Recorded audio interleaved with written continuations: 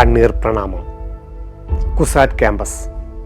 നാളെ കേരളത്തിൻ്റെ പ്രതീക്ഷയാകേണ്ടിയിരുന്ന 4 ജീവനുകൾ, ഓരോ കുടുംബത്തിൻ്റെയും വിളക്കായിരുന്ന ആ പ്രിയപ്പെട്ടവരെ നമുക്ക് നഷ്ടമായിരിക്കുന്നു.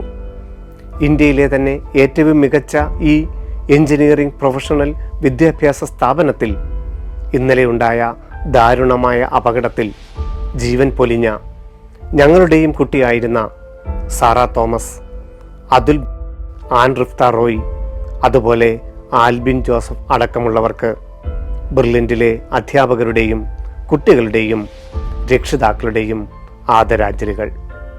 അതുപോലെ ഇപ്പോൾ വിവിധ ആശുപത്രികളിൽ ചികിത്സയിൽ കഴിയുന്ന എല്ലാവരുടെയും ആരോഗ്യത്തിനും എത്രയും വേഗം നിങ്ങൾക്ക് ഈ ക്യാമ്പസിലേക്ക് തന്നെ തിരികെ എത്താൻ കഴിയട്ടെ എന്ന പ്രാർത്ഥനയും.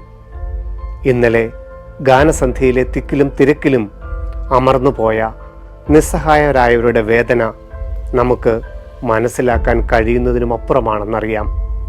ആ കുടുംബങ്ങളുടെ ദുഃഖത്തിനൊപ്പം ഞങ്ങളും പങ്കുചേരുന്നു, പ്രാർത്ഥിക്കുന്നു. ഇന്നലെ വരെ ഞങ്ങളുടെ കൂടെ ഉണ്ടായിരുന്ന അനേകായിരങ്ങളാണ് ഇന്ന് ആ ക്യാമ്പസിൽ വിവരണങ്ങൾക്കൊക്കെ അതീതമായി കരച്ചിലടക്കി കൂട്ടുകാർക്ക് യാത്രാമൊഴി ചൊല്ലുന്നത്.